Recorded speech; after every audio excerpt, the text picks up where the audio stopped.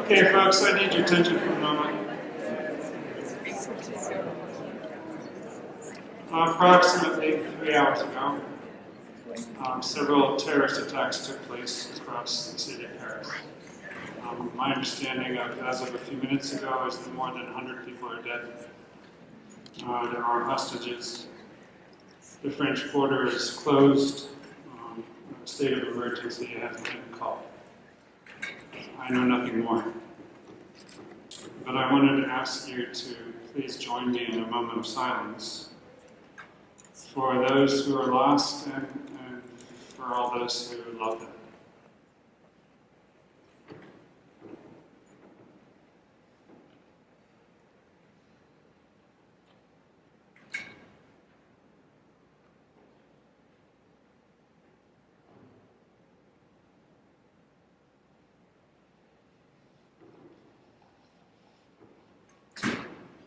Thank you very much.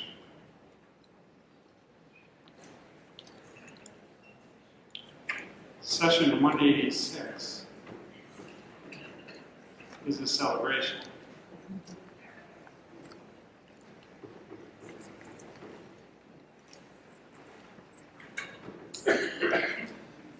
We begin this session by welcoming new officers. New officers take office at midnight tonight. Council has decided that, well, the moment I became president 3 times. Right after the business meeting, at the end of the meeting, at the end of the calendar year. Now officers take office during the meeting, rather than the lull afterwards. Our incoming council members include Sarah Wiley, Oscar Javier Maldonado Castaneda, and our incoming 6S representative is Erica Amethyst Szymanski. I believe only Erica and Gwen are here. Would you both please stand? And let's off.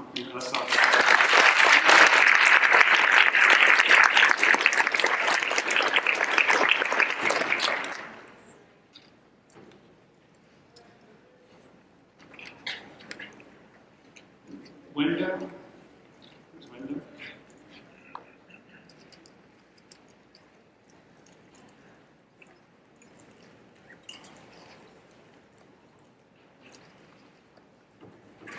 I like rituals. There's a material dimension not present. Is window not in the room?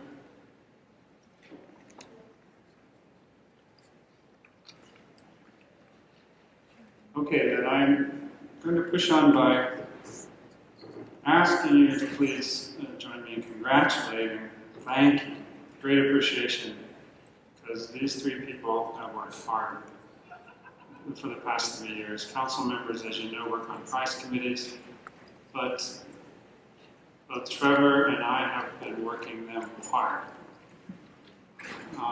We have a token of appreciation for each of them. Wendy, do we happen to have tokens of appreciation for our outgoing council members? I see you, but don't hear what you said. 2 seconds. Okay.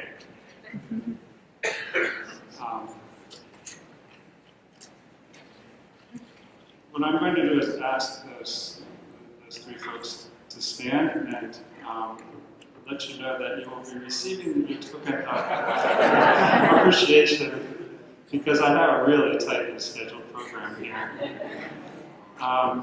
At the appropriate moment in a few minutes. So, Vivian Lagerson, Kelly Moore, and Wenwa Klo, would you please stand?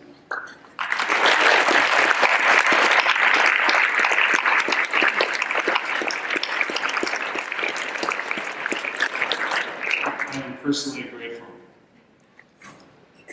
Last spring, we began announcing the technoscience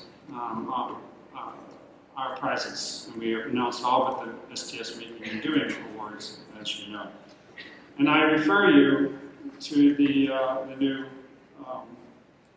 program highlights book that includes the full-length presentations that we published in the spring and the statements of acceptances, images, copies of the works completed. To leave time for the Bernal Distinguished Lecture, which we are inaugurating at this meeting, the committee chairs and the winners have agreed to hold their presentations to 2 minutes each. We begin with the Mullins Award.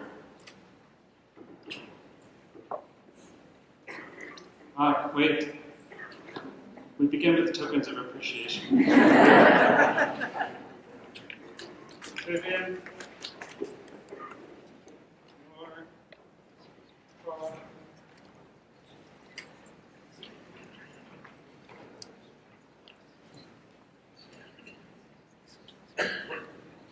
Are you here, Wenwa?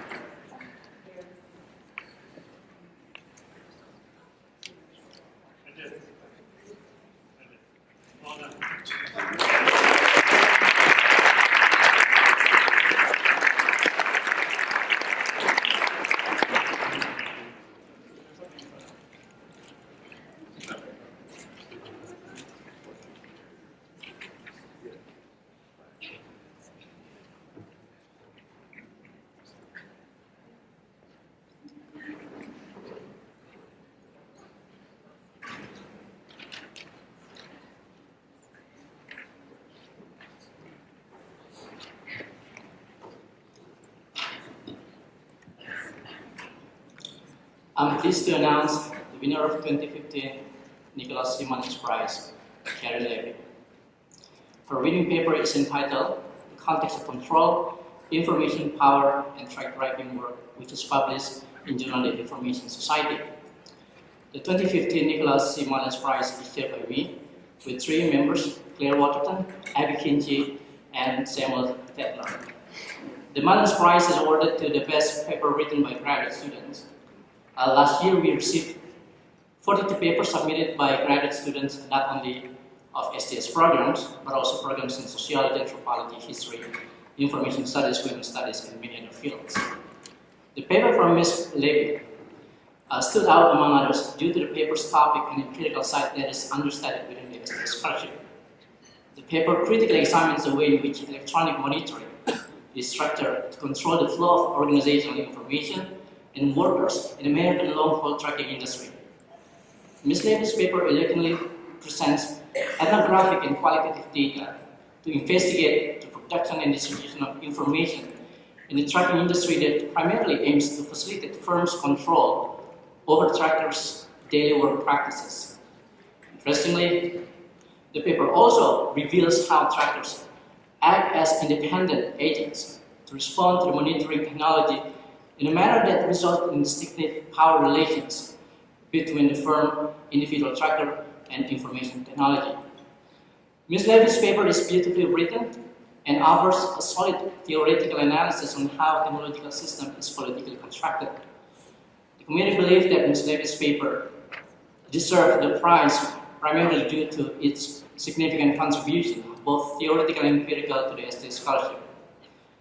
The paper was written when Karen Levy was a PhD student at the Department of Sociology in Princeton University. She is currently a postdoctoral fellow at New York University and will be joining the Department of Information Science at Cornell University in fall 2016. Due to a maternity leave, Dr. Karen Levy is unable to come to accept the award, and Jennifer Tesi will be accepting the award on her behalf. I would like to invite Dr. Jennifer Tesi to come forward.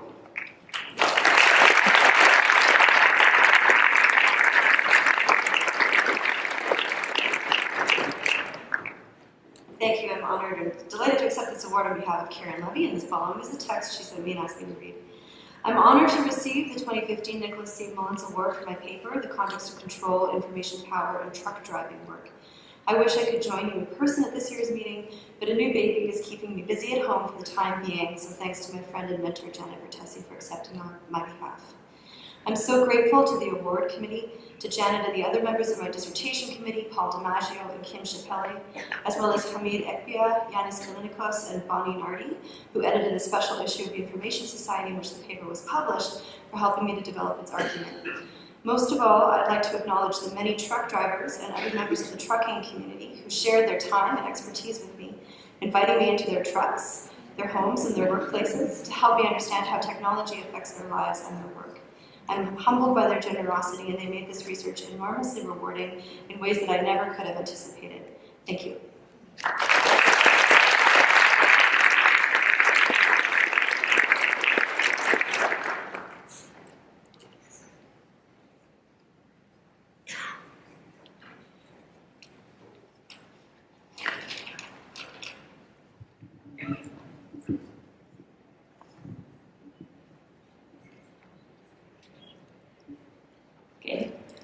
The David H. Prize Committee, that is Mary Aushon and Yuka Fujikaki, selected the following paper as the winner. Benjamin Sims and Chris Henke, Repairing Credibility, Repositioning Nuclear Weapons Knowledge After Cold War, Social Studies and Science, 2012. In the process of selection, we received 23 papers, 3 from self-nomination and 20 papers from editors of 6 journals. This paper deals with the maintenance of the credibility of U.S. nuclear weapons after the Cold War and examines how the weapons scientists have avoided a crisis of credibility, showing that their knowledge is deeply embedded in the design and testing of these weapons.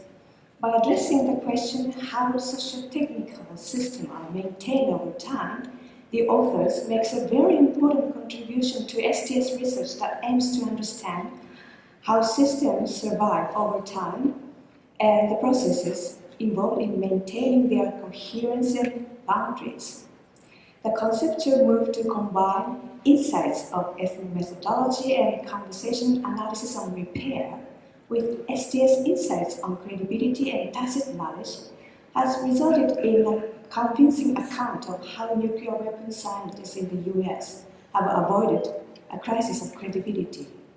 The concept of socio-technical repair, introduced in the paper, provide an important heuristic tool for other STS studies on the working processes involved in the maintenance of socio-technical systems in times of crisis. Thus, this paper highlights an area that most STS papers have largely neglected and opens up the new research direction on socio-technical repair. Therefore, this paper deserves the award. Congratulations.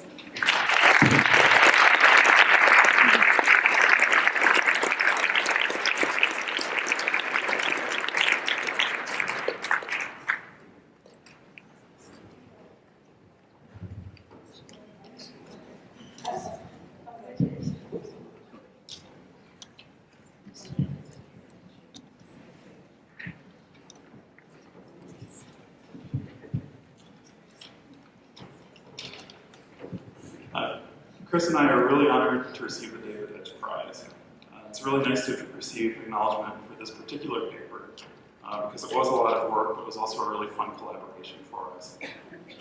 So first, we'd like to thank the editors and peer reviewers for Social Studies of Science who really helped us refine and improve this paper, and Michael Lynch in particular. And thanks to all of our colleagues for lots of interesting conversations about the ideas that ended up in this paper. And we're certainly hoping to continue those conversations as we continue to develop our work in this area of socio-technical repair.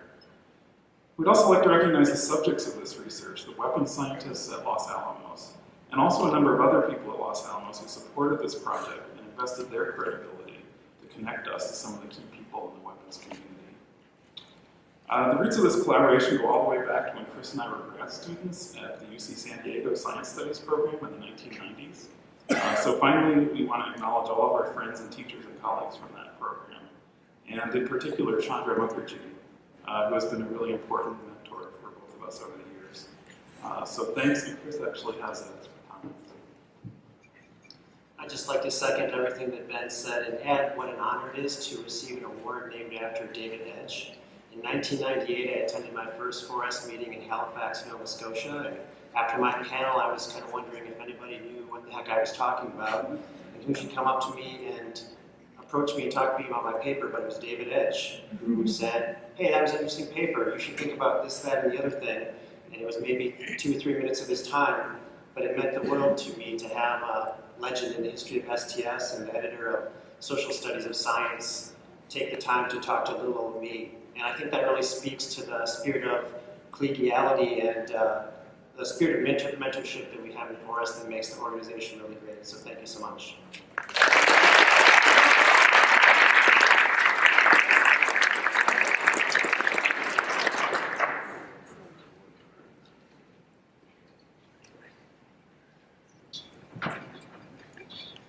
Sharon and I are doing this together, Kaushik Sundararajan.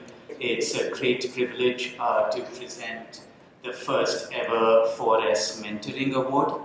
The 4S Mentoring Award is part of an explicit emphasis of Gary Downey's presidency to recognize forms of important academic labor that normally go unrecognized, unacknowledged, and unnoticed.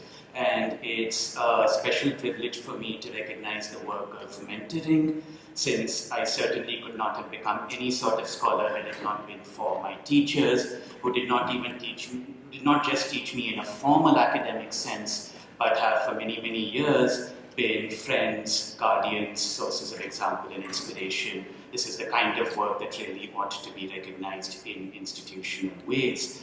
I would like to thank my co-chair, Sharon Trawick, and members of the prize committee, Kim Fortune, Sally Wyatt, and Leandro Medina.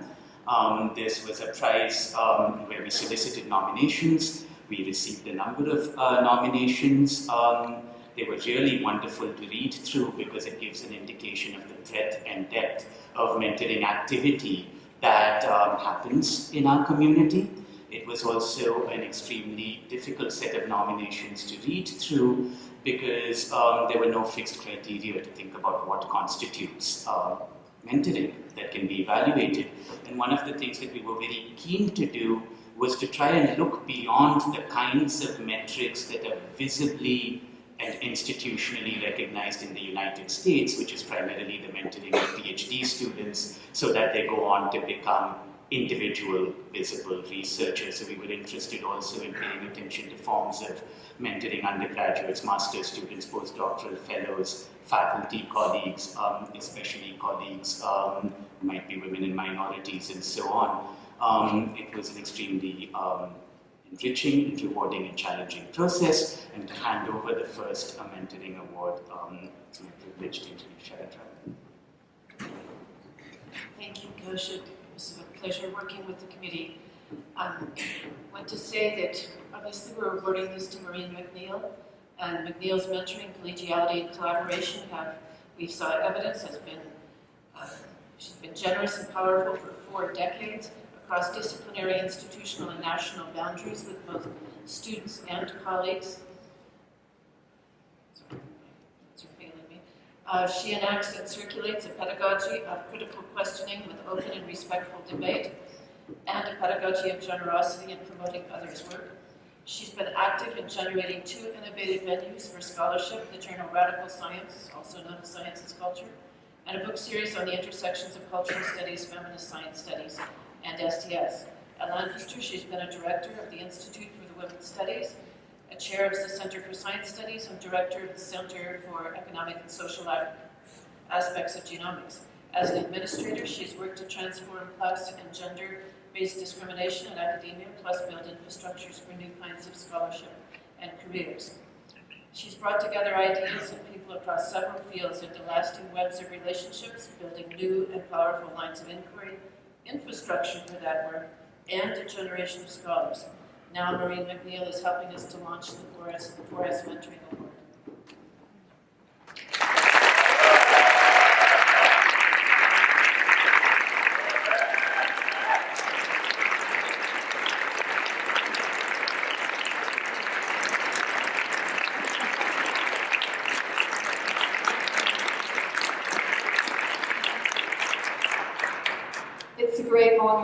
first recipient of this award. And first of all, I would like to thank those who did the invisible labor of making that possible, the members of the committee, and indeed my colleagues who, without me knowing, nominated me. I also, as I said in my statement, regard this, and I think this was explicit in the way it was introduced, as perhaps the most relational of all the 4S awards. And for that reason, I see it as a testimony not to what I've accomplished, but to what the collaborations, the teams I've worked with, the groups I've worked with, have accomplished over the years. So I'm very grateful to all my students and all my collaborators, my team workers, and other administrators from whom I've learned as much as they've learned from me. And also, I think there's a danger, or at least there's a certain pleasure in making this a romantic moment of celebrating collaboration, teamwork, and collegiality, and I relish that. But also I'm mindful that there's another side to all of that it's hard work, that it's challenging, and indeed that it sometimes doesn't work.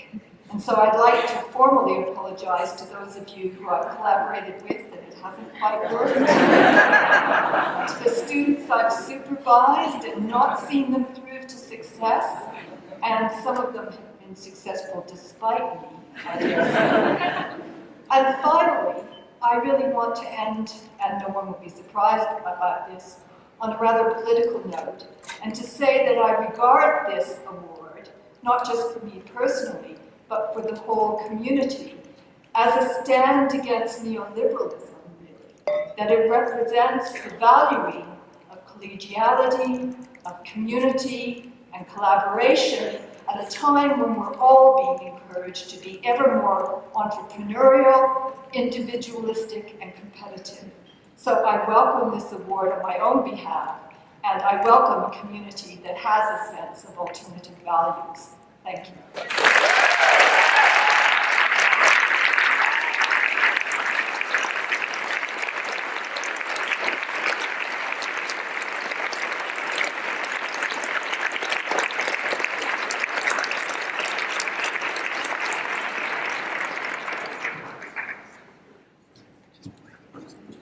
Yes, it's me again. The SDS Making and Doing program started from a 2-hour Skype conversation that I had here down exactly 2 years ago. It was a productive discussion which led to a proposal of a new prize that aims to give greater recognition to scholarly practices that go beyond conventional outputs of paper publications. The concept and planning of the SDS Making and Doing award were developed and arranged by the SDS Making and Doing Committee, which includes 5 SDS scholars, me as chair, Jodumit, Chalingu, Tunzidaran Jarak, Sarah Wiley, and Nina Wakeford. For the inaugurating year, over 80 proposals were submitted, and after a thorough review process, 52 presentations were selected by the committee to participate in a spectacular SDS event that took place yesterday. It is the longest session ever happening in Forest Minutes, starting from 12 o'clock to 4 p.m. And I'm extremely glad that the event went very well and was truly enjoyed by meeting attendees. I have to thank all of the SDS Making and Doing participants because despite limited facilities, the committee was able to provide. All participants put a lot of effort, time, and resources in making the event incredibly successful in terms of engagement, interaction, and enthusiasm. Now, SDS Making and Doing this award is not a competition. It is a celebration of a variety of scholarly practice that shows a wide range of opportunities for contributing to better development of knowledge, technology, and society through what Gary Downey calls critical participation. However, we would like to give appreciation to those whose presentation offer inspiring ways of making and doing that open up new perspective, both for methodological concept as well as pedagogical approaches in continued growth of the SDS scholarship. After a 2-hour discussion between the committee members, which took place right after the end of the program on Thursday, we have reached an agreement to award 3 winners of the SDS Making and Doing prizes. Each of the three winners will be announced by my fellow committee members, Jo Dungin, Jialin Wu, and Kun Zedran. The order of these announcements does not reflect rankings or anything of the sort.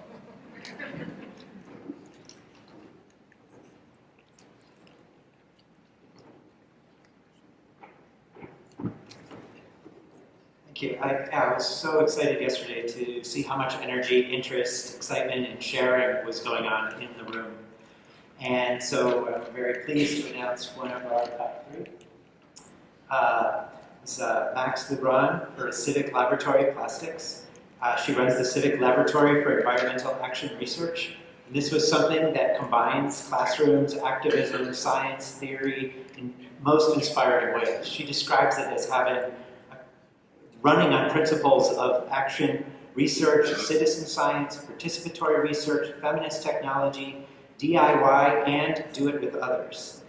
And she has an amazing set of projects. You should check out her website in terms of working with fishermen to ask them what they think social, collective, and environmental justice should look like, and then working with them to come up with projects that actually answer their concerns. And so one of the things she did was make a low-cost survey equipment to replace very expensive equipment to get the data and environmental attention. This includes baby links, which is made out of baby tights, soda pop bottles, and helps scan the water and collect plastic pollution. So for teaching STS, by helping others work together, by embodying feminist and justice issues, and making technology that does change, she really embodies making it do it.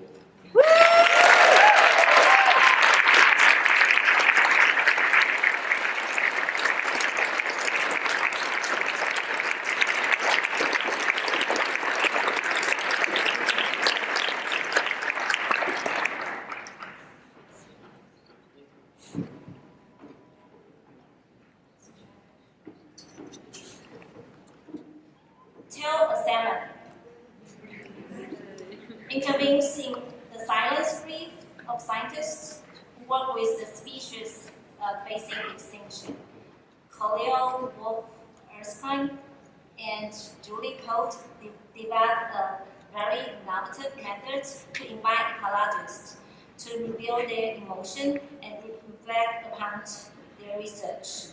Through the guidance of questions put on the back of the small rocks, scientists are able to narrate how they feel with their research subjects by talking to a silent salmon sitting in front of them. Where's the feminine hat? In the ecology science meeting with some simple equipment, a table, a chair, a person wearing a salmon hat, and a few stones with questions in the back, Tell a Salmon enabled 50 scientists to share their affective relationship with the ecosystem they study, and some talk as long as 40 minutes. And the Making and Doing Committee appreciates that Tell a Salmon addresses the important expertise issue on the effective aspect of doing science, which is often ignored in the mainstream science community. Tell a Salmon invites scientists to get into queer performance, narrate their important feelings which cannot be written into their science paper, and create a space for reflexivity and reciprocity. It's designed so smartly. If you have the chance to sit down in front of the salmon head, you feel you will believe that how magic it is. The Sheraton lobby suddenly became a theater. You felt quickly that you were swimming, talking, and sharing with the understanding salmon. And the equipment was so simple, cheap, and effective that we hope that it could be performed many times in other science meetings after this Making and Doing award. Please join me to congratulate Tell a Salmon.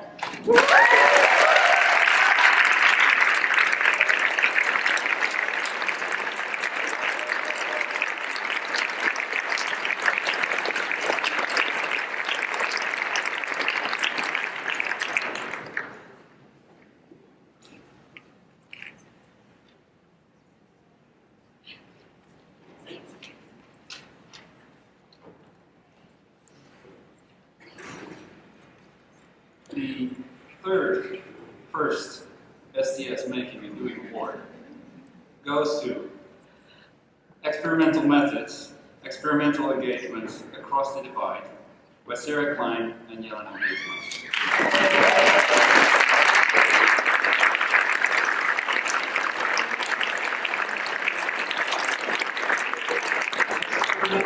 Experimental engagement across the divide stresses that in order for SDS to become critically engaged, it neither needs to be oppositional to scientific practices, nor does it need to enact as an SDS expert position.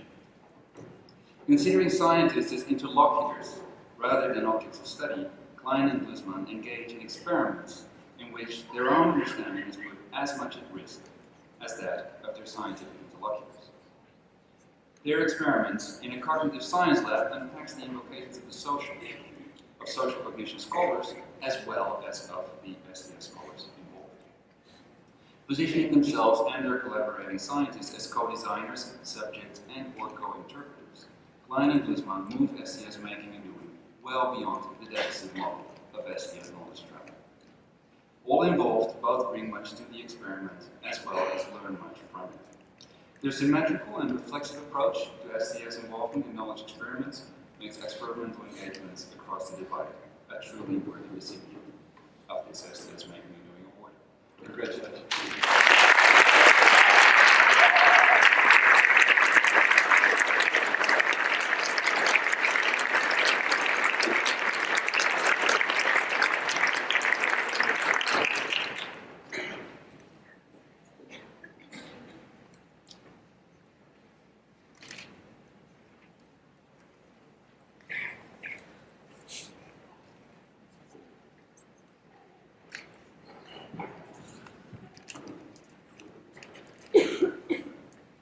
The Racial Crossing Committee of 2014, which consists of Kelly Morgan, Marquardt, Jessica Messmer, and myself, have given the Racial Crossing Prize for 2015 to Gwen Ottinger for her book, Refining Expertise, How Responsible Engineers Subvert Environmental Justice Challenges. Now, the book offers a rich ethnographic study of Louisiana communities and the struggle to contest industrial chemical pollution. The book was full of surprises. At first, it appeared as a story about engineers becoming responsible by delivering technical knowledge as a helpful contribution to the public debates about ensuring a healthy and prosperous community. In other words, a successful case of social corporate responsibility. How great were these engineers? However, as the book develops, Ottinger identifies a critical refinement in how industry expertise is deployed. Rather than simply providing facts, industry representatives also depicted themselves as residents and caring members of the community who had equal stake as citizens in ensuring the community health. She shows how these strategies obscured the unequal power relations between industry and the citizens. Thus, she reveals how the intersection of new chemical industry strategy, new roles of government, and not least community pride combined ultimately to reduce the community's opposition to pollution. Insightfully, Ottinger shows how the stakes in these battles were not just about illness and health, but also about how environments invoke sounds, scents, and sights that profoundly shaped people's feeling of emplacement. The latter insight came in part by way of the author's own deep reflexivity, which was another remarkable and impressive aspect of this book. For example, Ottinger describes how angry and defensive she was after months of fieldwork when her boyfriend criticized the aesthetic and political qualities of the towns she studied. Reflecting upon her own reaction enabled her to better understand how the citizens she studied were swayed by the industry's claim to want to ensure the beauty and spirit of the towns that they were at the same time polluting. Moreover, she vividly showed her how her observations and interpretations were shaped not only by her presence at research sites, but also by the questions she was asked by SDS and other scholars as she presented her work while it was in progress. She reports on her audience's insistence that she answer the question of whether residents made a choice to move before or after the pollution occurred. Ottinger used these queries to theorize the ways in which residents' choices, not the industries, have become normative ways of understanding toxicity. Thus, in an innovative way, she uses the SES community and other academic communities as both sites of ethnographic observation and as sources of new ideas in her work. It is the committee's view that Gwen Odinger has, by her eloquence and sensitivity to the meanings of environments, produced a book that stands out in its intellectual and methodological contribution to the SES field. Congratulations.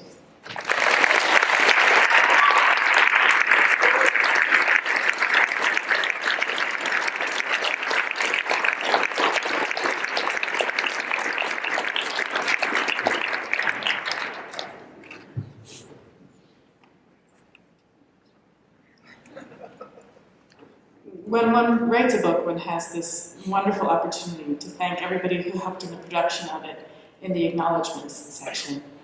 And I'd like to reiterate those thanks. I won't list people out because we'd be here all night, but I do want to thank everyone who made this book possible in big and small ways. And there are so many of you in this room. And what this prize means to me is in part an opportunity to thank a second group of people, which are the people who have engaged with the book since it has come out. And that is a rare and wonderful opportunity. And so I say thank you to all of you, starting with the prize committee, Vivian Lageson, Wen Hak-Wo, Jessica Mestman, and Kelly Moore. I'm especially indebted to Kelly Moore for making it possible for there to be an author meets critics section for the book, and to Kim Fortune for organizing that session, Allie Kenner for chairing it, Scott Frickel, Dean Newsma, Barbara Allen, and Jessica Smith for their wonderful, thoughtful, and challenging comments about the book.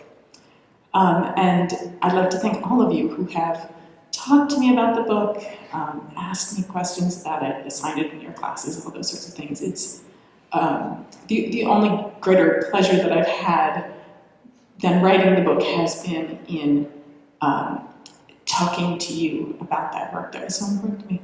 So thank you all very much.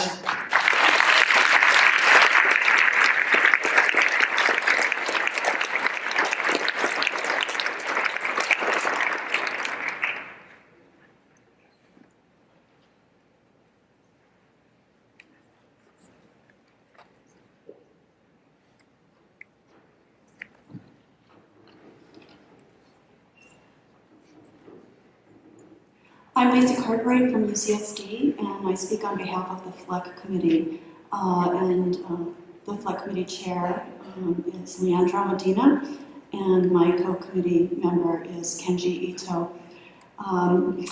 So much praise has been showered upon Lachlan Jen's Malignant, How Cancer Becomes Us. Nature described the book as simply brilliant. Kirkus described it as, quote, a dark journey into cancer as it is treated in American society today. Others have called it a tough gift for all of us, a book that shows the limits of existence and the poetics of resistance. A piece of incredible scholarship, the book is a transforming and wonderful reading. The FLEC committee found Jen's book simply stunning in its incisive bridging of scholarship and STS across a range of methods, from historical to anthropological.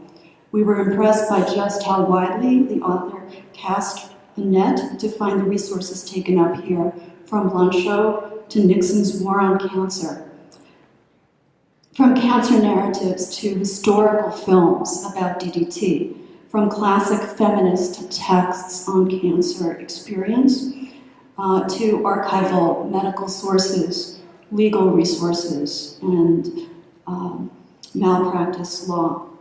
Drawing on Lachlan Jen's expertise in the interpretive analysis of injury and malpractice law, this book is truly a tour de force in which Jen covers cancer science, cancer care, without missing either the fine-textured detail or the big picture of policy issues.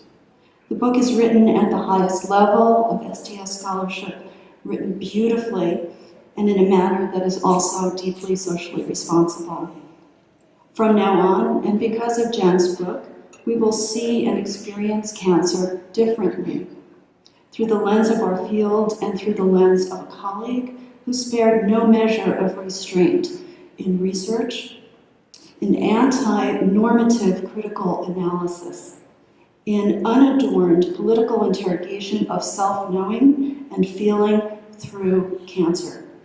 With my colleagues, Leandro Medina and Kenji Ito, I am delighted to have the honor of presenting the 2015 Fleck Prize for the best book in science and technology, in science and technology to Lachlan Jan's Malignant How Cancer Becomes Us.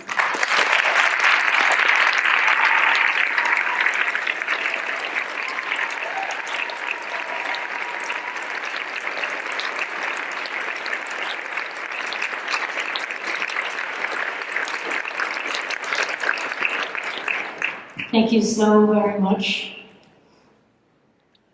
It's so beautiful to stand here and to see so many of my mentors and friends in the audience that I've made over the years here. And the book wouldn't have been written without you all. And thank you for discussing the issues with me, for providing and writing such beautiful work yourselves for me to read and dialogue with. And all I can say is that I'm very deeply honored, and thank you very much.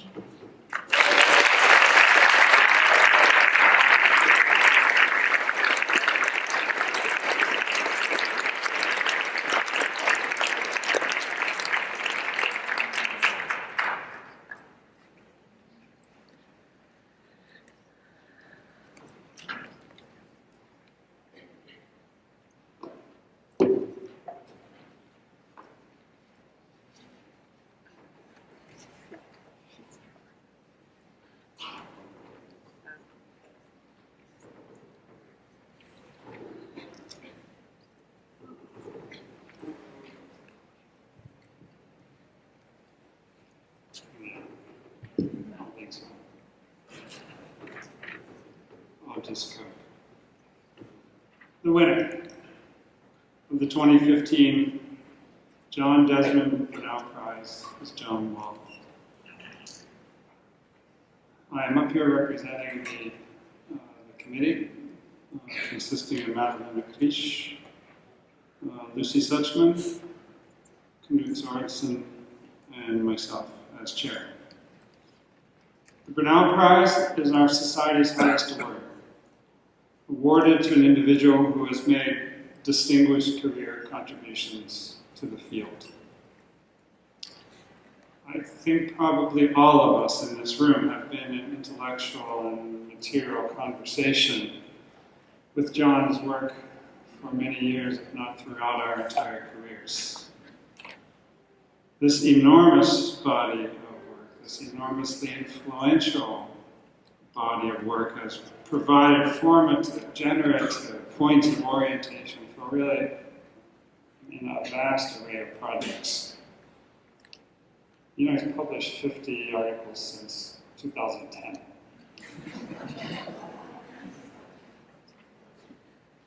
Perhaps the best way to honor this body of work is to talk about the next project coming out in the spring with Mattering Press, a new open access book publisher.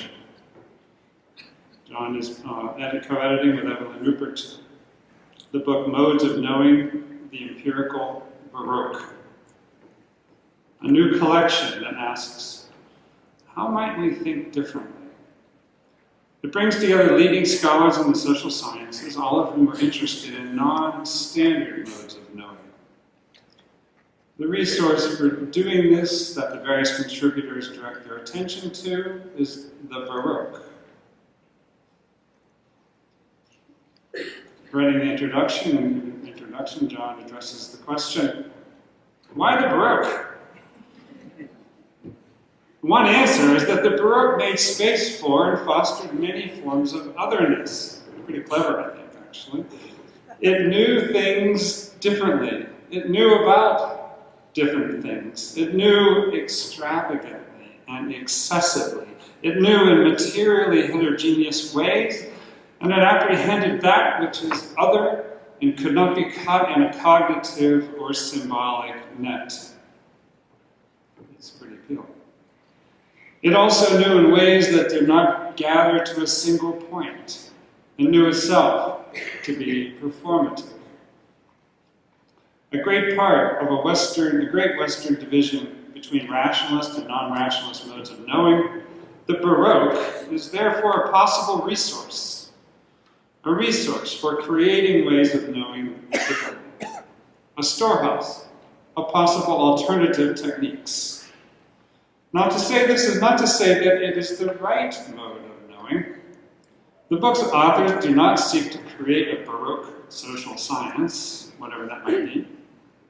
And they also work in very different ways. So with that as thanks, and as congratulations for the gift of a career of scholarship,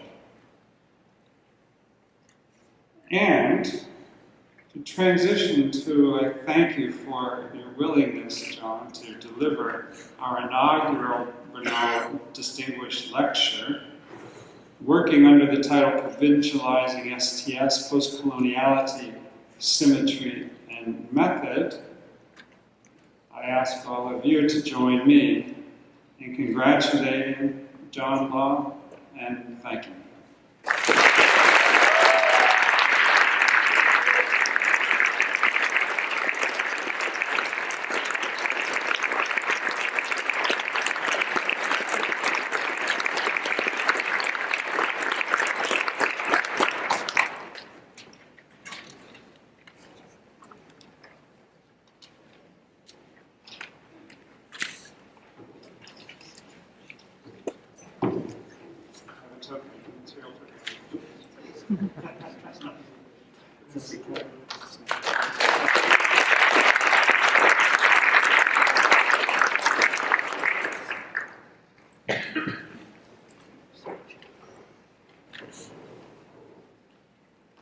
Strangely enough, there's not much space up here.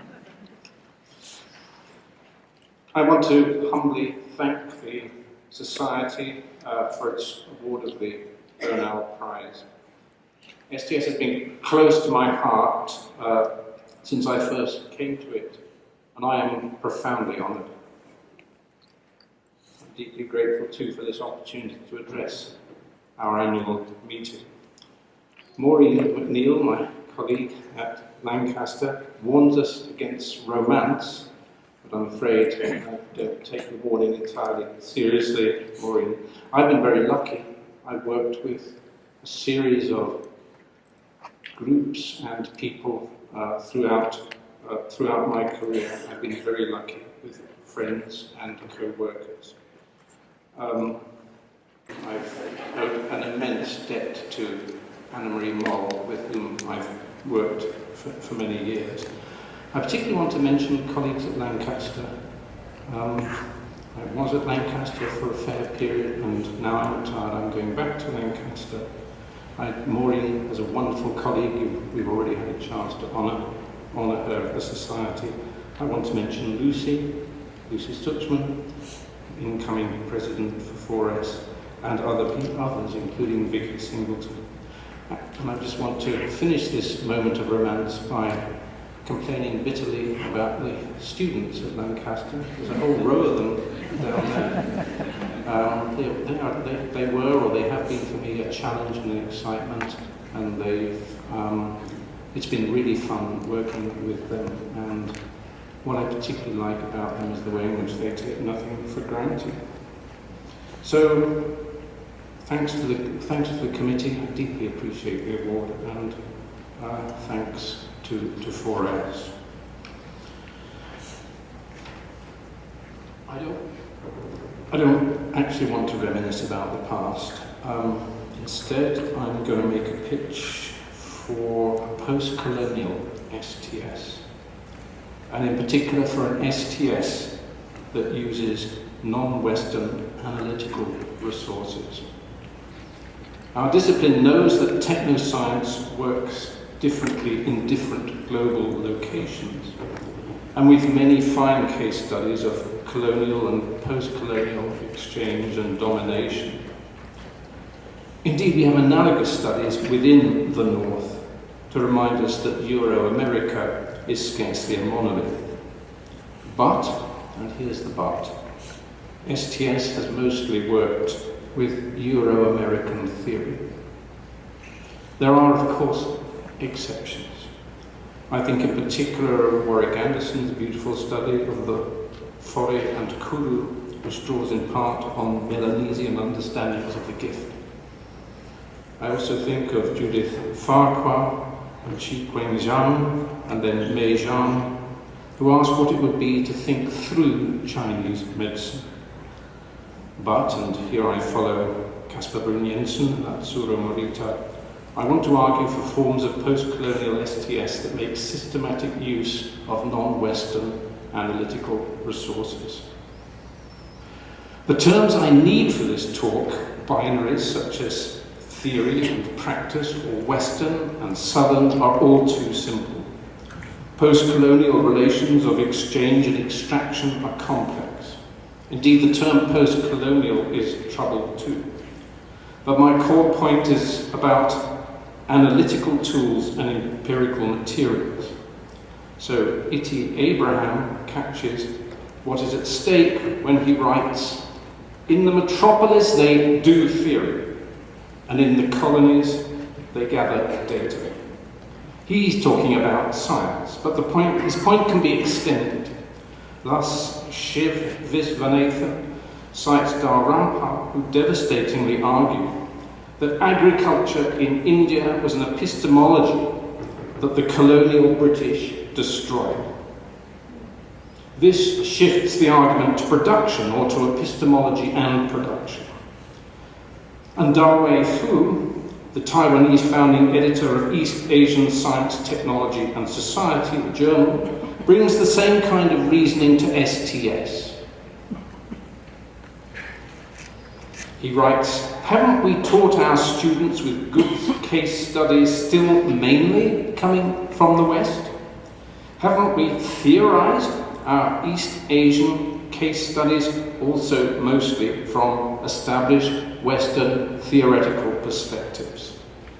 His question, how far can East Asian STS go, stands before us as a challenge and a provocation. Deepesh Chakrabarty explores the difficulty of such post-colonial intellectual asymmetries for Western-trained Southern intellectuals. In 1856, 15,000 tribal people were massacred by the British in Bengal. Warning shots did not stop those people. Still, they kept on coming and dying. Why? Their God had said he would protect them. That was the survivor's story. And Chakrabarty's problem? It's this. As a Western-trained historian, he knows that gods are not really powerful. But as an Indian, this makes him deeply uneasy. So his question is, should he be giving priority to Western historiographic conventions, or instead to a world in which gods, not just beliefs about gods, cause action?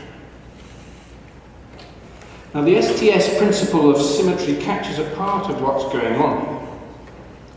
David Bloor's idea that we should treat all beliefs, true and false, in the same terms. But this doesn't solve the problem completely, because it works on the assumption that STS will stick fairly much with its own theories. To say this isn't to complain. Symmetry was crucial to SSK, and its ANT extension to human and non-human actants by Michel Calment was equally important. But here's my proposition. It's time to extend it again. There are reasons for caution, but nevertheless I suggest that STS should now think about working with a third and post-colonial version of the principle of symmetry. What would this say? Well, we can debate, but here's my provisional suggestion. It would explore the politics and analytics of treating Western and non-Western terms symmetrically. That is, it would take both seriously, which means that it would no longer automatically privilege Western categories. In such an STS, analytical terms would no longer travel in one direction, from a metropolis to a periphery. Instead, the traffic would be two-way, or better, it would be multi-directional, since there are multiple post-colonialities. So we would have multiple symmetries and multiple versions of STS, and there would be no centres and peripheries, or perhaps better, many of them. But how to do this in practice? To think about this, I want to tell a more personal story. In 2009, I went to Taiwan to lecture on ANT and its successor projects. The invitation came from Wen Yuan Lin, who worked with me at Lancaster University as a PhD student. I talked about heterogeneity, relationality, and all the rest, and ended up by telling the Taiwanese audience that the world isn't coherent. So we need methods that are also themselves multivalent and non-coherent. For good measure, I added the lesson that I first learned from Donna Haraway, that we should work in tension-ridden ways since what we write is politically performative. The discussion that followed was disconcerting. Sin-Sing Chen, a professor interested in religious studies, told us that he'd just taken his students to the final day of the annual outing of the goddess Matsu. Matsu is popular in Taiwan, and an impossible number of people, around 1 million, had tried to get into her Taichung temple. Chen and his students got nowhere near that temple, but the crush and the noise was unbearable. It was also, he said, an event without a straight or coherent narrative for itself. He went on, and I'm quoting him, I was particularly attuned to the messiness of the whole event. And I think I want to argue that messy method at this moment here in Taiwan, the struggle against grand narrative in general is not that productive. Helen Varan talks about the embodied disconcertment which happens when different metaphysical systems collide. For her, this took place in a Nigerian classroom. For me, it happened in that seminar room. Sin-Sing Chen's comment crystallized the following obvious difficulty. STS was telling me that what we know is situated, but I was talking to a Taiwanese audience as if the need for messy method was a decontextualized truth. To put it mildly, that was uncomfortable. Yes, of course, I should have seen it coming, but I didn't. So the question then followed, what to do about it. Wen Yuan Lin and I have been thinking about this since 2008. About what a Taiwanese or a Chinese-inflected STS might look like. Crucially, and this really is neither a throwaway nor a courtesy comment, this is an entirely collaborative process. For us, it could not be otherwise. No doubt post-colonial STSs can be done in other ways, but the benefits of a bilingual collaboration seem substantial. And that collaboration has taken us to theory and to questions about methods and writing. It has led us inexorably into metaphysics, for the Chinese language world often rests on assumptions quite unlike those current in Euro-America. It has led us to think about embodiment, and it has taken us to institutions, career patterns, and to modes of STS circulation and exchange between Taiwan and Euro-America. That's the list I've just whipped through. Our suggestion then is that these are the kinds of issues that any post-colonial STS will need to attend to. But, okay, the question is, what might this mean in practice? One answer takes us back to Helen Varan and Dipesh Chakrabarty. It has to do with metaphysics, embodiment, and disconcernment. For instance, when Yuan tells me that he sometimes feels that his head and his body are in different places, that his head is full of Euro-American theory and knowledge while his body inhabits Taiwan. He created this PowerPoint for me to illustrate the point of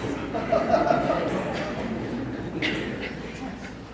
Perhaps Sin Xing-chen was feeling something similar. And I know that analogous wrenching bifurcations have been explored in other contexts, including feminist writing. I'll briefly return to metaphysics in a few moments. For the moment, let me touch on institutional context. Here are some obvious but striking observations. One, in Taiwan, most social science academics have done their PhDs in the US or the UK.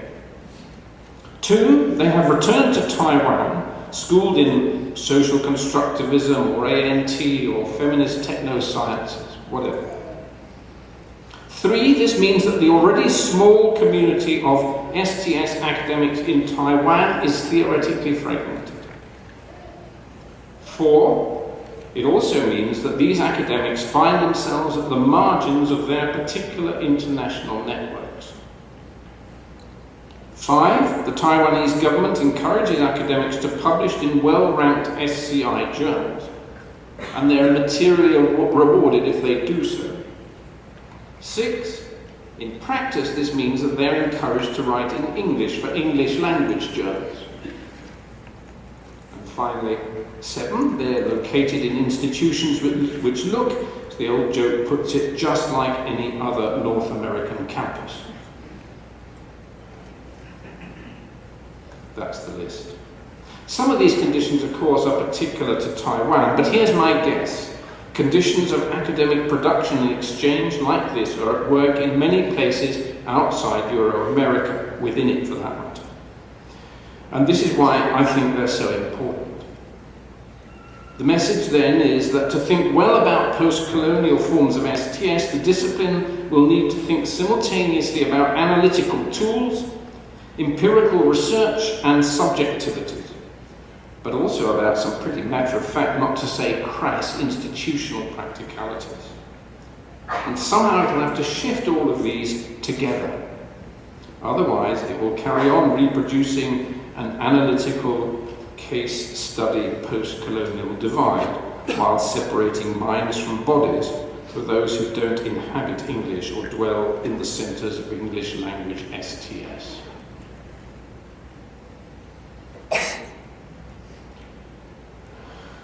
So, institutions and asymmetrical modes of circulation lock Taiwanese STS into a position of subordination.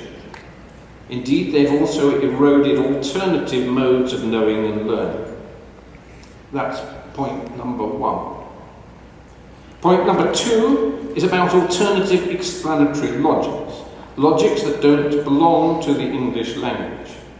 For, as STS carries its theories to Taipei, such alternatives get locked out of the discipline, both in Taiwan and beyond, with real explanatory consequences. To see this, let me take you to a Taiwanese consulting room. When Yuan says this isn't the best photo of him ever, but he agreed to let me use it. So, Dr. Li is a distinguished Chinese medical practitioner. You can't quite see her, that's her hand. She's popular with her patients too. She's been university trained in both Chinese medicine and Western biomedicine, and she works with both. She's been talking to a patient. Let me quote from Wen Yuan's field notes. The biomedical scan revealed no sign of arteriosclerosis, she says. The tests have eliminated some possibilities. We'll stick with my previous diagnosis, the pulsation at the chi position, which shows that you are constantly drawing out energy from your kidney meridian to keep your body going on a daily basis. Then she adds, the pulsation tells us about the overall dynamics and function of the meridians, but it doesn't tell us about all sort of somatic mobility. So we can also make good use of biomedical tests. We can also make good use of biomedical tests. So that's interesting. Why? Because Dr. Lee's practice includes biomedicine, but doesn't fit with biomedical logic. There's no room for meridians or chi in biomedicine. They can't be found anatomically or physiologically, so they don't exist. But for Dr. Lee, it's different. Here, there's room for both scans and meridians. We're dealing, as a number of Chinese scholars have pointed out, we're dealing with another kind of logic. I don't have the time to do this properly today, and all sorts of health warnings about large categories and binaries are appropriate, but it's something like this. Biomedicine is reductive. Of course, in practice it's different, but in principle it's reductive. In principle, it assumes that the body of the patient is a particular way. It tries to describe this, and it searches out background causes in order to intervene. As Judith Farquhar notes, in biomedicine, facts are facts are facts. An object, she says, must come forward for every noun. In contrast with this, Chinese medicine is syncretic. It hybridizes. It looks for patterns of association by seeking out analogies. It searches for contextualized propensities and imbalances. And it is situated because objects are contextual. They are gathered, as it were, relationally. As Farquhar puts it, in Chinese medicine, things are our partners in perception, not the mere objects of our perception. None of this is news. Post-colonial anthropologists, including Mario Blaser and Marisol de la Cadena, have worked on analogous issues in quite other parts of the world. And sinologists and medical anthropologists such as Farquhar and Meijan have explored these kinds of differences at length. But my question is, what would happen if STS also started to think symmetrically?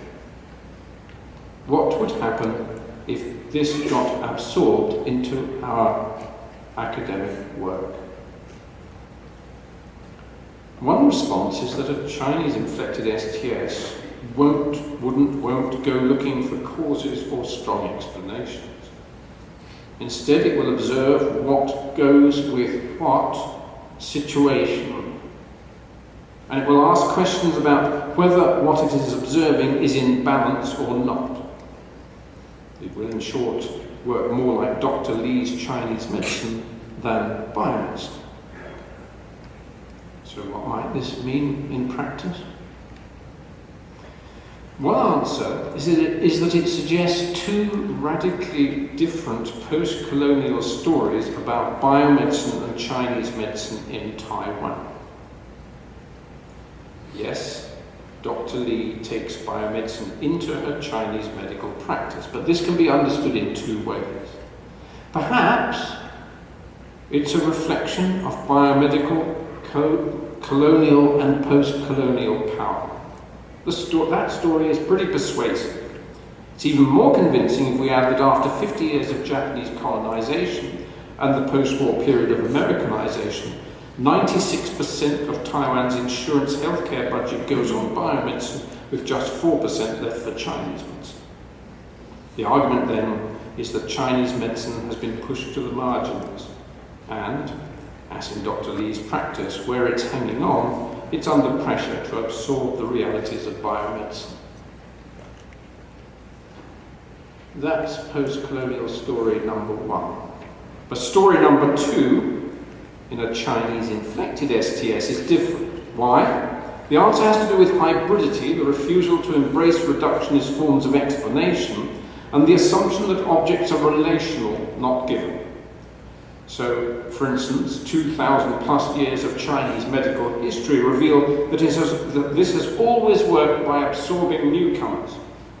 When something new came along, this didn't overturn previous practices or ideas. Instead, it was added to the canon.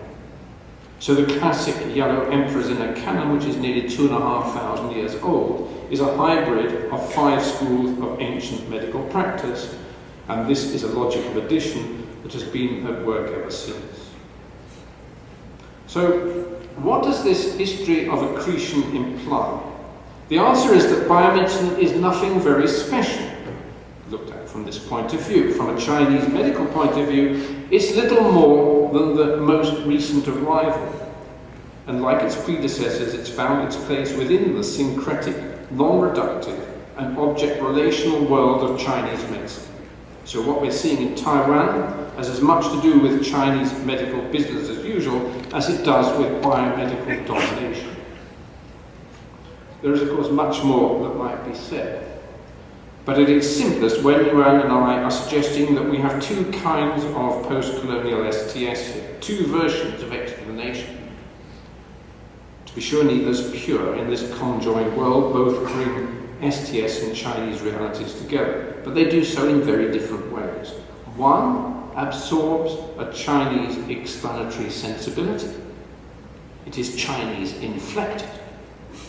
It does Chinese explanatory business as usual, while the other, by contrast, using STS explanation as usual, does not.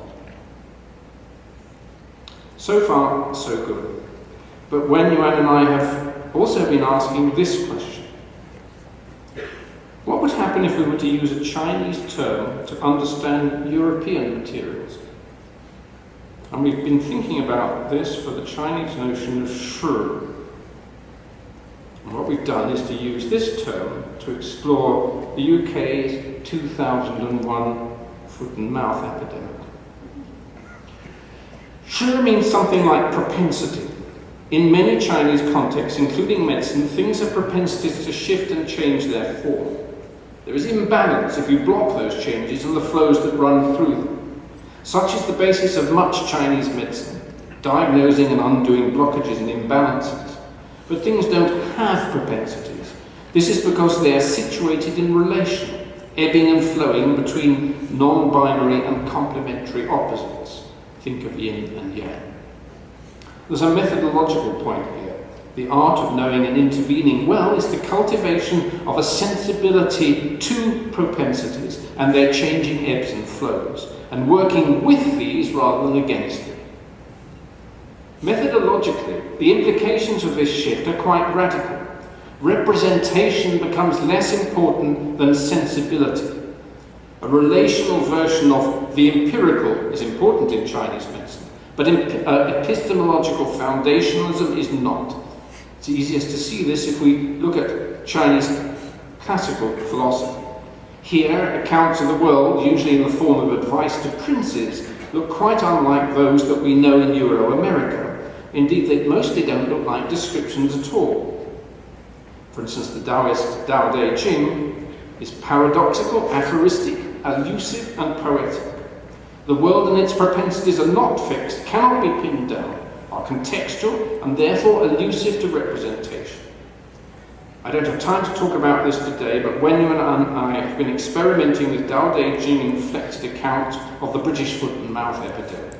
This is work in progress, but in some cases, these look more like aphorisms than empirical stories. That's an empirical story in this version of possible version of a Chinese inflected STS. And it mimics the Tao Te Ching, the style of the Tao Te Ching. But there are also more straightforward methodological implications. In another classic, Sun Tzu's Art of Warfare, strategy is about maximizing advantage by detecting and working with propensities rather than struggling against them. Once again, subjectivities are on the move. In Sun Tzu's world, a great general, military general, cuts an unheroic figure. He, it would always be he doesn't flaunt himself. He's an invisible, subtle and flexible manipulator who influences circumstances precisely to avoid battle. In this world, slaughter in warfare is always a sign of failure. Applied to the 2001 foot and mouth epidemic, the story that emerges is distinctive.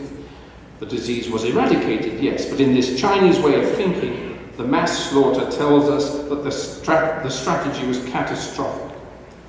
Effective, but, as Sun Tzu might have said, inefficacious and unwise. And the supposed heroism of the politicians, this simply underlines the fact that they were lousy generals commanding a bankrupt strategy. Now, there's plenty of Brits who would agree with that for other reasons, but the Chinese inflected account starts to tell the story in a different way. To sum up, I hope that Chinese language STS scholars might imagine creating a Chinese inflected STS. As a part of this, I also hope that they can find ways of levering themselves out of the grip of the Euro-American analytical institutional complex. But I've talked about my work with Wen Yuan today, not because I want the rest of the STS community to take up a Chinese inflected STS. Most of us, myself included, don't speak Chinese, and such a goal would make no sense at all. Instead, my broader object has been to say that our STS is surprisingly parochial, and to show that we can provincialize it by imagining it in different intersecting modes in different contexts. We in STS should be proud of our collective work. STS has developed powerful tools for understanding and raising critical questions about technoscience practices. It's worked on inequalities, including class, ethnicity, gender, and post-coloniality. But what I think it hasn't quite brought into focus is the way in which it itself remains provincial. Of course, it's not wrong that it started in Euro-America. Neither is it wrong that it uses English language tools and sensibilities. But today I've suggested that it would be wise if STS made its terms of international analytical trade a topic in their own right. The issue is not the creation of national STSs. Those would merely reproduce hegemony in other forms. Rather, it's to think about the implications of exploring post-colonial symmetries. The idea that STS terms of art might not simply come from English language Euro-American, to think about STS in ways that are indeed Chinese or Spanish or Hindi inflected. I appreciate that this won't be easy. STS is dominated conceptually, linguistically, bodily, metaphysically, and institutionally by provincial Euro-American and especially English language practices. But if the attempt were to succeed, then we would have created a plurality of intersecting STSs and sensibilities.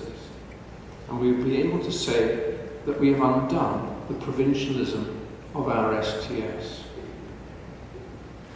I doubt whether John Desmond Bernal would have approved of the means, but his commitment to overturning injustice suggests that he might have sympathised with the aspiration.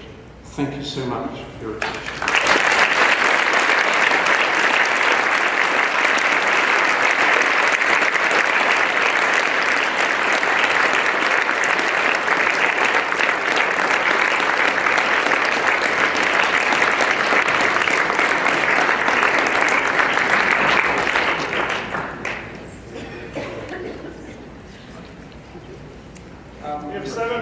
questions. 1, 2, 3. Please. Thank you so much for your talk. Loudly as possible. As loudly as possible. Okay. I'm a little bit scared about post-colonial symmetry, and I'm scared because it seems to me that symmetry speaks from a position and is a function of privilege. I'm sorry, I'm not hearing. I'll translate. Can you hear me now? I'm a little bit scared about symmetry. So my fear is that the notion of post-colonial symmetry speaks to a position of privilege, where the ability to be symmetrical comes from privilege that I don't think we're very good at analyzing or admitting yet. So my fear is how, if we use post-colonial symmetry and if we engage in that sincerely, how do we prevent it from becoming just another way for white settler academics to co-opt indigenous ontologies that colonized people cannot use and speak from that same symmetrical position, if that makes sense? It makes perfect sense. Thank you very much. The answer is I don't know. It's not a fixed position. It's a move right here and now, rather than a sort of general claim that it should be this way. In a position of privilege, and I mean, let's not fool. We shouldn't fool ourselves in this hall, and I shouldn't fool myself. You know, I'm in a position of privilege. Many of you are in positions of privilege. My argument is that I need to think about that privilege in yet another way for the time being and see what emerges. It's not fixed. It cannot be fixed. In 10 years' time, you know, this thing won't take off. It's far too difficult. But in 10 years' time, if it did, then it would need to be taken apart and moved forward anyway. Thank you. Number 2.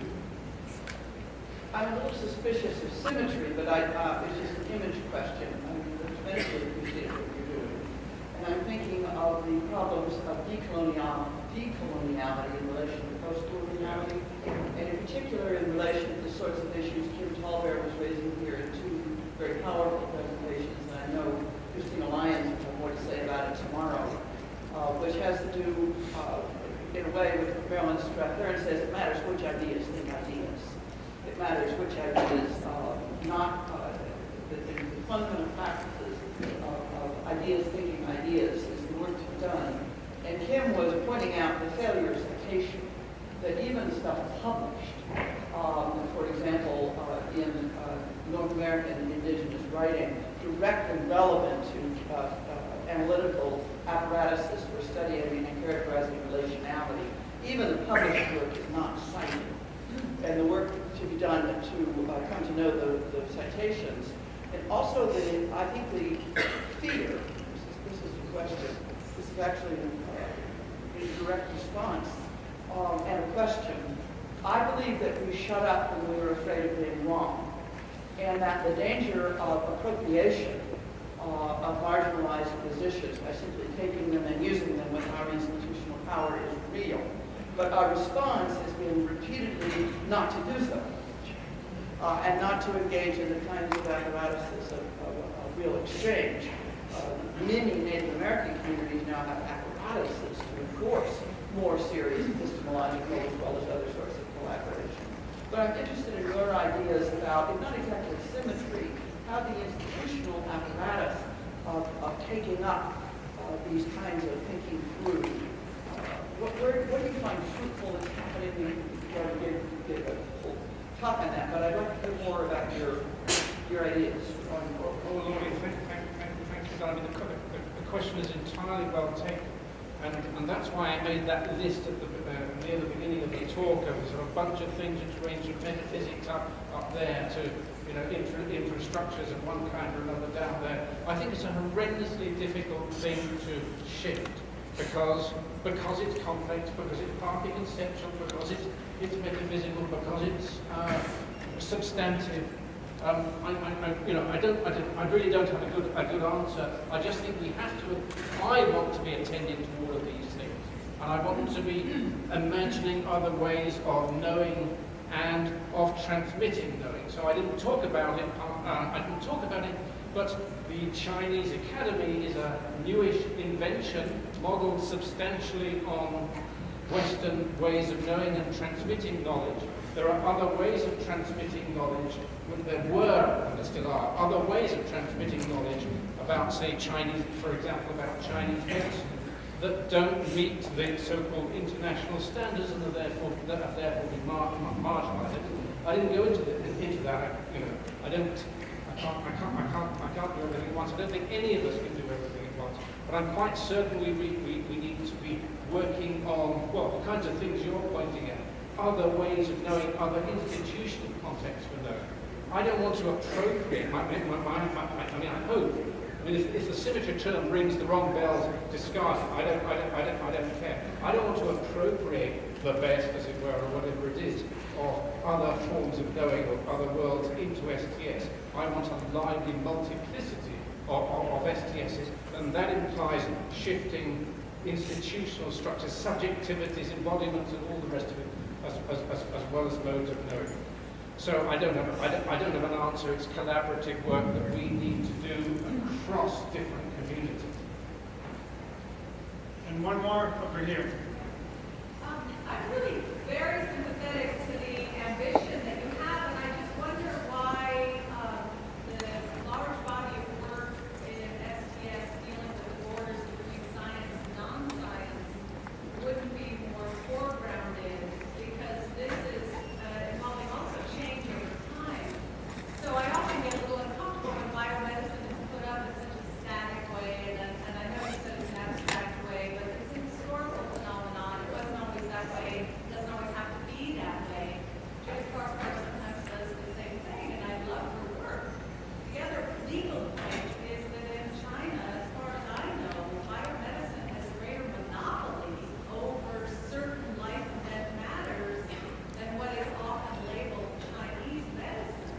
So to characterize a region of the world as pluralism flourishes in some ways is a little bit misleading, because biomedicine has more of a monopoly. Who's going to issue death certificates? Who's going to sign a birth certificate? So there already is a kind of background that's been fought. So the question I have is really about the principles of justice and what we're studying things for. And so if you're studying in order to show that it gets lost in translation, if you're studying things to broaden people's horizons epistemologically, I'm all for it. When we remove the ancestors from our cosmology of explanation of why we suffer, why we're unwell, we lose something. And I think it's perfectly fine to talk about that. But not every region of the world has coherent text-based systems that you might resurrect. So I'm just curious about the principles of justice that are undergirding the normative values that underpin some of the ideas you're promoting that I'm actually, ironically, really sympathetic to. Thank you. Thank you for saying that. I actually feel quite easy about the term justice, and that's a whole other argument, because it frames things, it frames normativities or politics or whatever in a particular way. I mean, I happen to be where I am working with Wen Yuan. We happen to think we know some things. And so, I mean, what we're doing is situated in contextual. I don't in principle at all see why it can't be done elsewhere. I mean, I'm actually hoping to be working with some Sami people in a very different post-colonial, say, quickly context, where texts are substantially absent. It's a very different, but the issue is the kind of issue raised by Donna. The issue is the kind of issue raised by Donna. How do you create knowing context, knowing spaces, institutional and all the rest, right, that makes it possible to know in alternative ways, in ways that necessarily are in part shaped by and responsive to the kinds of ways that most of us work in. We're not talking about cultures or locations that are disconnected. On the historical point, of course, I entirely agree. And on the substance of, I'm not holding up China as the next big move.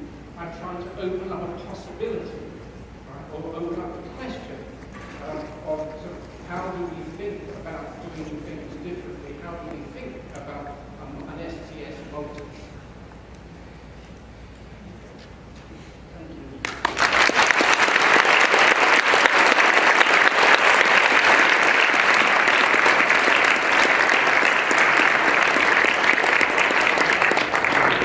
So what does it take for a post-colonial symmetry to be symmetrical?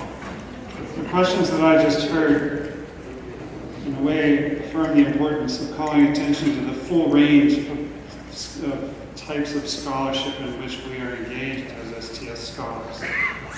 The scholarship of infrastructural work was in Dava's question, it seems to me. Perhaps even the scholarship of mentoring. And maybe the scholarship that's involved in practices of STS making and doing. Let us please continue calling attention to those practices that include, but also extend beyond the scholarly article and book. Thank you, John. This is important, and I'm really excited. We now have a Bernal Distinguished Lecturer. I once again thank Lucy Suchman for the idea and John for volunteering when I first spoke with him. And now I would like to ask Professor Lucy Suchman, I should say President-elect Lucy Suchman, to approach the stage.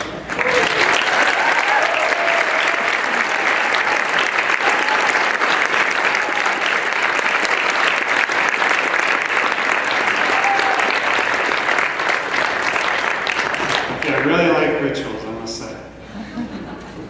It is the moment for the, oh my goodness. It is the moment for the passing of the baton, which we are now materializing as the passing of the baton. It says the 4S president. This is a long distance relay. A temporarily long relay that's been going on for 40 years, and hopefully will extend for a much longer period of time. So I would like to present you with pass the baton. But I don't get to run away No, you get to run, but it's not a way. But I have to call you may not be familiar with the concept of interpretive flexibility, but it does apply to a variety of technologies. So this. I knew there was going to be more. It had to be a ritual of humiliation, too.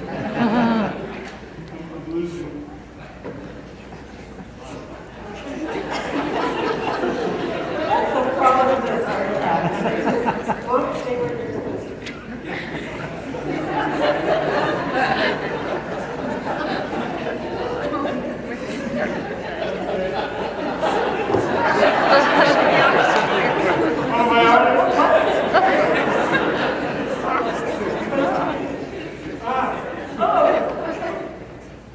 So, some of the work, as you look at this thing in your office, you also, as a baton, imagine that sometimes the work of president is similar to conducting the orchestra.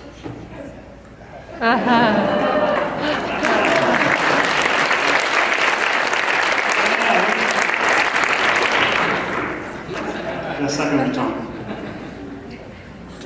And sometimes you just have to lead the friggin' parade.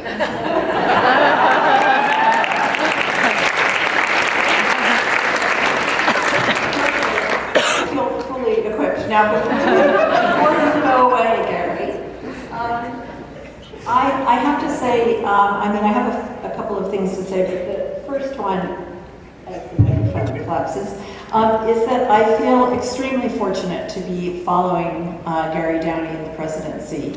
Gary has done an incredible job of consolidating and clarifying the governance structures of 4S and of creating new things, which we've all just demonstrated our appreciation for. And so I want to begin by thanking Gary, and I have some kit for him in return. beginning with something with which to celebrate.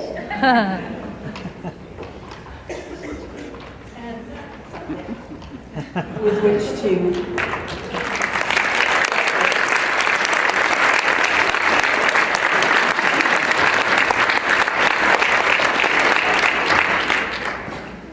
then there's one more person who we would all like to thank, and that's Daniel Breslau. And is he here? Or is he off working somewhere?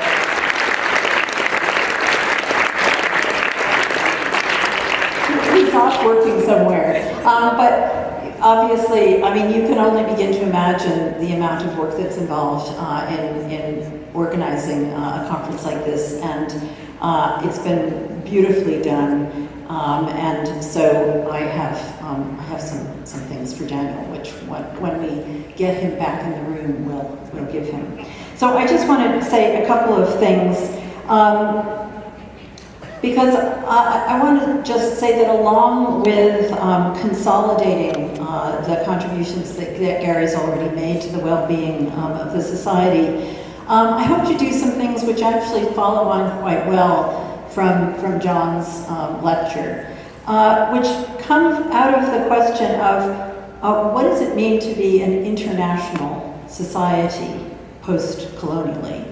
And that is a society that acknowledges its location, but also recognizes its international transnationality of its constituents, that is international without imperial ambitions, but rather working in solidarity and in complementary with sister societies worldwide.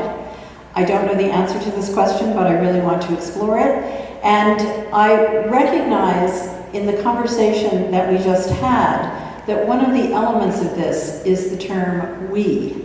That term has to be used with enormous care, and in a way that, as Donna would say, stays with the trouble. Because on the one hand, the premise that we need to become non-Eurocentric in some ways erases all of you who are already in this room who are not part of that we. I'm looking at Ivan de Costa Marquez, Tanya Perez Bustos, who's on our board. We have, so we have many, many members who are already thickly engaged in other STSs here in the room. At the same time, there's no question that those of us who are here in the room are the ones who could afford to come to Denver, be in this hotel, and that is materially reflected in the bodies who are present. So we are a we of a particular formation. We want to transform that, and we also want to recognize how much we already are other than we might think we are. That is, how much we are already not just Europeans, North Americans, etc. So I think, as I say, these are really tricky questions. I don't honestly know exactly what it means to be an international society in a time when increasingly we have regional societies, we have national societies, and I think there's a place for us in that kind of ecology, but it really needs to be articulated, and again, it needs to be articulated in collaboration with our sister societies.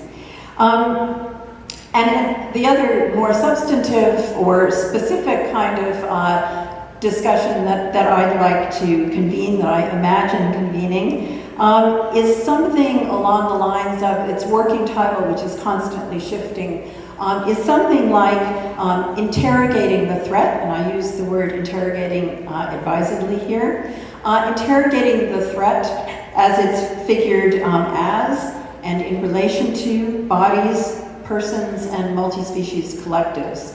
And the announcement that Gary made at the very beginning of this around the events in Paris, we can now all anticipate how that threat is going to be constituted. And I think we have to be very actively engaged in critical analysis of how the worlds in which we are living now are figured as threatening, by whom, for whom, and we need to do that together. So I hope that we'll be able to spend some time on it. Okay, and finally, I would really like to find a way to make our forest conferences a little bit less breathless. Give us a little more breathing room, but I'm not sure how to do that and still have as many of us here. But I just want to end by saying, come to Barcelona in 2016 and come to Boston in 2017. And we don't yet know exactly where you should come in 2018, but we will soon. But anyway, see you all next year in Boston at the East Forest meetings, which should be absolutely fantastic. So, thanks. Now to the